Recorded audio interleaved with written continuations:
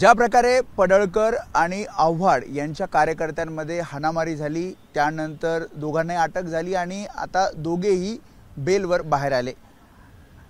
जितेंद्र आव्हाड समर्थक नितीन देशमुख एबीपी माझावर आहेत। काल तुमची बेल झाली, जे काही झालं, जो काही गोंधळ झाला विधान भवनाच्या परिसरात झाला, त्याचं आता तुम्ही अजूनही समर्थन करत ते योग्य झालं, ते योग्य तिथे ॲक्शनला रिॲक्शन होती किंवा तुम्ही ॲक्शन घेतली? नाही, अतिशय चुकीचं झालं आणि ॲक्शनला रिॲक्शन वगैरे नव्हती। माझा संरक्षणाचा माझा जो अधिकार होता तोच मी त्यावेळी तिथं पार पाडला। कसं आहे, तुम्ही बघत असाल की ह्या पूर्ण गोष्टीचा इन्सिडेंट मला पुन्हा सांगायची काही गरज नाही, तुम्हाला माहिती आहे। पहिल्या दिवशी काय झालं, आव्हाडांना त्यांनी चिडवल्यानंतर आव्हाडांनी त्याला प्रत्युत्तर दिलं।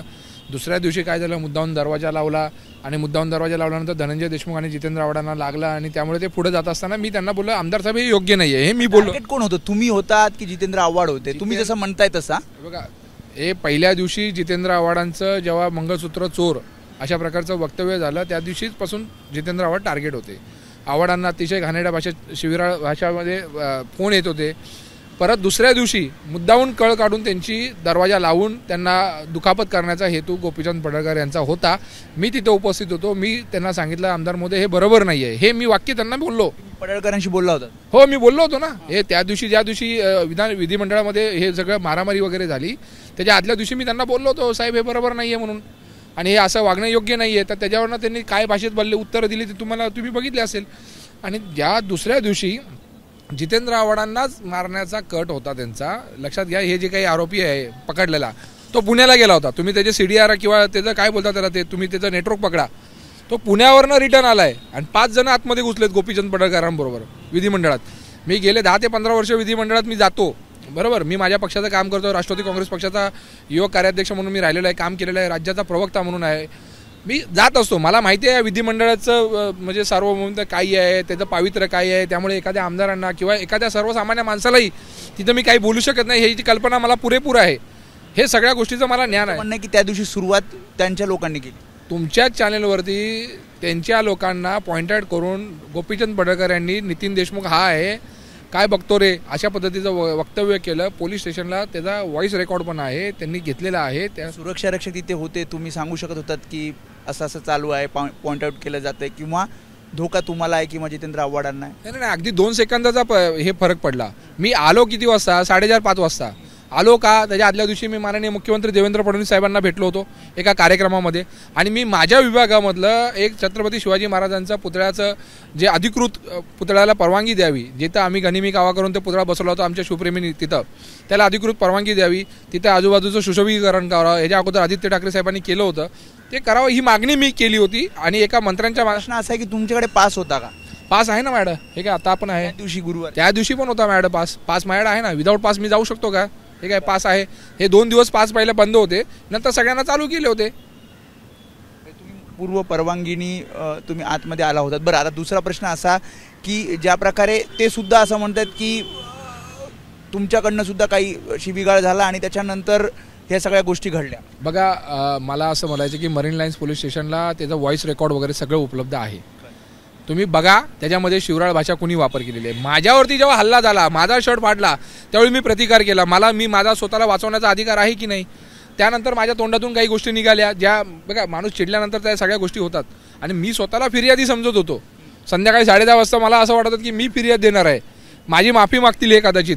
आणि आमदारांनी दिलगिरी व्यक्त केली, दोन्ही आमदारांनी दिलगिरी व्यक्त केली। आता ठीक आहे, आता मी सभागृहामध्ये दिलगिरी व्यक्त केली, कारण की दोघांचे जे काही जवळचे योग्य होतं का? म्हणजे 100% अयोग्य आहे। माझ्या अंगावरती हल्ला झाला, त्यांना ह्या गोष्टीचं समज। बरं, गोपीचंद पडळकर साहेब यांना हे सगळं माहिती होतं, त्यांनीच उकसवलंय, त्यांनीच अंगावरती सोडले। लक्षात घ्या मी काय म्हणतो, तुम्ही बघा।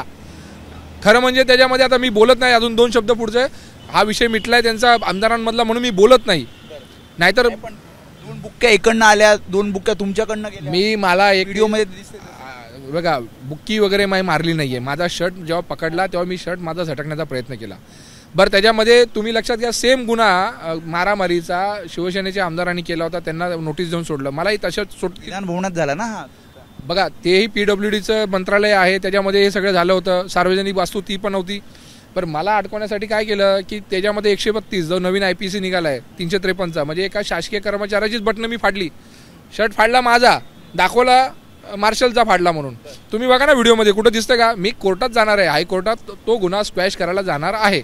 आणि माझ्यावरती विधिमंडळामध्ये मोठ्याने नाव घेऊन सांगणार, म्हणजे माननीय मुख्यमंत्र्यांना खोटी माहिती देण्यात आली माझ्या बाबतीतली, की माझ्यावरती 7 गुन्हे दाखल आहेत. म्हणजे समोरच्यावरती पण 7 का 8 गुन्हे, तुमच्यावरती 7 गुन्हे? माझ्यावरती 7 गुन्हे नाही आहेत, माझ्यावरती 3 आहेत, तेही पूर्ण राजकीय आहेत. त्याच्यामध्ये माझ्या एका गुन्ह्यामध्ये तर भाजपाचे आमदार पण आहेत आंदोलनाच्या. ठीक आहे, घाटकोपर पश्चिम मधला. आता मी तुम्हाला सांगत नाही घाटकोपर पश्चिम मध्ये कोण आमदार. असंही म्हणलं की गुन्हेगारी पार्श्वभूमी असलेल्या कार्यकर्ते पदाधिकाऱ्यांना आतमध्ये का आणलं जातं आमदारांकडून? बघा, गुन्हेगारी पार्श्वभूमी वगैरे माझी काही नाही आहे. माझ्यावरती कुठली प्रतिबंधात्मक कारवाई झाली नाही आहे. माझ्यावरती दरोड्याचे गुन्हे नाही आहेत, चोरीचे नाही आहेत, सगळे राजकीय गुन्हे आहेत. त्यामधले 4 गुन्हे तर माझे ऑलरेडी सुटलेले आहेत. देशमुखांना उचकवलं गेलं की माझ्यावरती हल्ला झाला? उचकवला वगैरे नाहीये, माझ्यावरती हल्ला झाला आणि मी प्रतिकार करण्यासाठी, मी मला शर्ट वगैरे माझा सोडवण्यासाठी मी त्यांना बाजूला करत होतो. माझ्यावरती ज्या पद्धतीने सभागृहामध्ये माननीय मुख्यमंत्री साहेबांना, बघा माननीय मुख्यमंत्री साहेबांनी एकदा मी भाषण ऐकलं होतं त्यांचं, की आंदोलनाचे त्यांच्यावरती 40पेक्षा जास्त केसेस आहेत. बरोबर ना? आता आम्ही पण आंदोलन करते, तुम्ही आम्हाला ओळखता, आम्ही किती आंदोलनं केलेली आहेत, कुठे कुठे आंदोलनं केलेली आहेत, कशी आंदोलनं केलेली आहेत, तुम्हाला माहितीच आहे. प्रतिबंधात्मक कारवाई करतात ना पोलीस. आणि नितीन हिंदुराव देशमुख नाव साधर्म्य, महाराष्ट्रामध्ये असे किती आहेत? 20. त्याचे पण गुन्हे माझ्या नावावरती लावले. म्हणजे लक्षात घ्या, माझ्या आईचं नाव रत्ना, नितीन हिंदुराव देशमुख नावाचा अजून एक दुसरं मध्ये, त्याच्या आईचं नाव काय कल्पना का काहीतरी. म्हणजे मला एक सांगा, हे असं चालतं का? हे अशा प्रकारचा विरोधाभास करून, म्हणजे मी नवी मुंबईमध्ये कधी गेलो ना, तिथं गुन्हा दाखवला माझ्या नावावरती. म्हणजे कुठून शोधलं, कुठली शोध मोहीम आहे, कुठली यंत्रणा आहे तेच कळत नाही. आणि सभागृहामध्ये खोटीची माहिती, चुकीची माहिती जाऊ नये. बघा, माझ्याकडे सगळ्या कोर्टाचे ऑर्डर आहेत, माझ्यावरती हे गुन्हे दाखवलेले आहेत माझ्यावरती. बरोबर, हे गुन्हे दाखवलेले आहेत. आणि हे माझ्याकडे सगळे ना, बघा 2 वरचे 3 गुन्हे आहेत ना, ते सगळे डिस्पोज झालेले, सगळे बघा कोर्टाचे सगळे पेपर्स आहेत. विधिमंडळाची गनिमा, त्यासोबतच मुख्यमंत्री असं म्हटले की सगळ्यांनी आवरायला हवं. बाहेर असा मेसेज गेला की आमदार माजले आहेत, अशा प्रकारचा मेसेज गेला. हे बघा, जितेंद्र आव्हाड साहेबांना मारण्याचा कट होता तिथे. कट कोणी केला तुम्हाला माहिती आहे. आणलं कुणी आतमध्ये 5 जणांना 6 जणांना ते तुम्हाला माहिती आहे. पत्रकारांनी त्यावेळी आव्हाड साहेबांना सांगितलं की अशा प्रकारचा कट शिजतोय. दादागिरी काय असते तुम्ही बघितलं असेल, त्यांच्या मतदारसंघामध्ये आटपाडीमध्ये पूर्ण ते सिंगम पद्धतीने गाडी डंपर घेऊन पब्लिकच्या अंगावरती जातात, गाडी ओढवतात. तुम्हाला माहिती असेल, एका राष्ट्रवादी त्यांच्या जवळच्या एका कार्यकर्त्याच्या पायावरनं गाडी अशी घेऊन अशी रिटर्न आणली. हा त्यांचा इतिहास आहे, हे मी नाही बोलत, हे त्यांच्यावरती असलेले गुन्हे आहेत तिथले. त्यामुळे कोण रस्ते, कोण काय पद्धतीने करते, वारंवार शरद पवार साहेबांवरती बोलणं, सुप्रिया ताईंवरती बोलणं, आक्षेपार्ह विधान करणं, राज्याचे उपमुख्यमंत्री अजित पवार यांच्यावरती बोलणं, हे सर्व किती म्हणजे लक्षात घ्या की हे सगळं प्रसिद्धीसाठी चाललेलं आहे, त्यांचं स्टंट आहे. आणि आव्हाडांनी कुठेतरी त्याला क्रॉस केलं, त्यांना बोललं, त्यामुळे त्यांचा राग आला आणि त्या पद्धतीने केलं. तुम्हाला सोडवण्यासाठी 2 आमदारांवर गुन्हे दाखल झाले. जितेंद्र आव्हाडांवरही गुन्हा दाखल झाला, रोहित पवारांवरती गुन्हा दाखल झाला. कसं आहे की मला जेव्हा अटक झाली, तेव्हा अटक होते तेव्हा मला एवढा कायदा कळतो की बाबा पोलीस सांगतात जवळच्या नातेवाईकांना किंवा घरातल्यांना सांगतात. आता पोलिसांना त्यांनी विचारलं की नितीन देशमुखला कुठे आहे, अटक करून कुठे ठेवली. एक तर मला अटक करायची गरजच नव्हती, मी फिर्यादी असलो पाहिजे होतो. माझ्या अंगावरती हल्ला झालेला आहे. आज छावा संघटनेच्या जसा कार्यकर्त्यावरती हल्ला झाला तो फिर्यादी झाला. आता 2 जणांना अटक झाली होती तिथे. साहेब, मला अटक करण्याची गरजच नाही ना, मला अटक, मी फिर्यादी आहे, मला गुन्हा दाखल करायचा होता, मलाच आरोपी बनवलं का? तर त्याला 2 आरोपी होते त्याच्यामध्ये, एक मोक्यातला आरोपी होता, त्याला तिथून लगेच सोडला का? तर ते सगळं पब्लिकली येईल म्हणून. आणि हा जो माझ्या बरोबर होता ना, तुम्ही माहिती घ्या, सांगली जेलमध्ये हा 8 महिने आर्थो रोडमध्ये कुठलं जेल राहिलं ना त्यांनी बघायचं, सगळे जेल बघून आलाय. काल सुटल्यावरती त्याची मिरवणूक काढली. म्हणजे कुठल्या दिशेने चाललंय बघा ना तुम्ही. जसं म्हटलं की 2 आमदारांवर गुन्हा दाखल, तुम्हाला सोडवण्यासाठी ते आले. बघा, पोलिसांनी जेव्हा पोलिसांना विचारलं आमदार रोहित पवार साहेबांनी किंवा जितेंद्र आव्हाड साहेबांनी की नितीनला कुठे ठेवलेलं आहे, तर त्यांनी सांगितलं एकदा मरीन लाईन्सला, एकदा सांगितलं आझाद मैदानामध्ये, एकदा सांगितलं कुलाब्याला. अरे काय चेष्टा चालवले काय? रात्री 4 वाजेपर्यंत ते फिरत होते. बरं, माझं एक मेजर सर्जरी झाली होती, त्यामुळे मला हॉस्पिटलमध्ये नेणं गरजेचं होतं. जेला मला 4:30-5 वाजता नेलं आणि मग तिथे भेटले. मग जरा उद्रेक होणारच ना, लक्षात आलं का? आणि राष्ट्रवादी काँग्रेस पक्षातले प्रमुख नेते हे कार्यकर्त्याच्या पाठीशी ठामपणे असतात. हा महाराष्ट्रामध्ये एक मेसेज गेलेला आहे. जिथं कार्यकर्ता चुकत नाही त्या कार्यकर्त्याबरोबर राष्ट्रवादी काँग्रेस पक्षातले सर्व नेते, माझ्या पक्षाचे प्रदेशाध्यक्ष शशिकांत शिंदे, जितेंद्र आव्हाडांना भेटलात तुम्ही बेल झाल्यानंतर? हो, आज भेटलो त्यांना मी. सगळ्यांशी फोनवरती माझं बोलणं झालं. आदरणीय पवार साहेबांच्या घरातून मला फोन आलेले आहेत. त्यामुळे मला काहीही कुठल्या प्रकारची चिंता नाही आहे. मला विश्वास आहे की माझ्या पाठी माझ्या या प्रसंगी म्हणजे पक्ष म्हणून माझ्या पक्ष ठामपणे उभा आहे. जे झालं ते चूक झालं आतमध्ये. बघा, जे झालं ते त्यांनी चूक केलेली आहे. 100%. मी 10-15 वर्ष वेदांची मी जातोय सभागृहात, मला मी बघितलेलं आहे. कोणतरी एक भामटा येऊन तिथला बोलतो की नितीन देशमुख हा मोबाईल चोरायला जातो. काहीही बोलतात. कोण माहिती आहे ना, तुम्हाला सांगायची गरज नाही ना. शेतकऱ्यांची मुलं, शेतकरी आत्महत्या करतो तेव्हा मुलं ही काय बोलतात त्याला, मुलांना काहीतरी तो बोलला ना की लावारिस असतात. विष्णूचा अवतार कोणते तुम्हाला माहिती असेल. आता हे भामटे लोक आहेत, ह्यांचा इतिहास आम्हाला माहिती आहे. म्हणजे विधिमंडळामध्ये जे झालं ते चुकीचं झालं.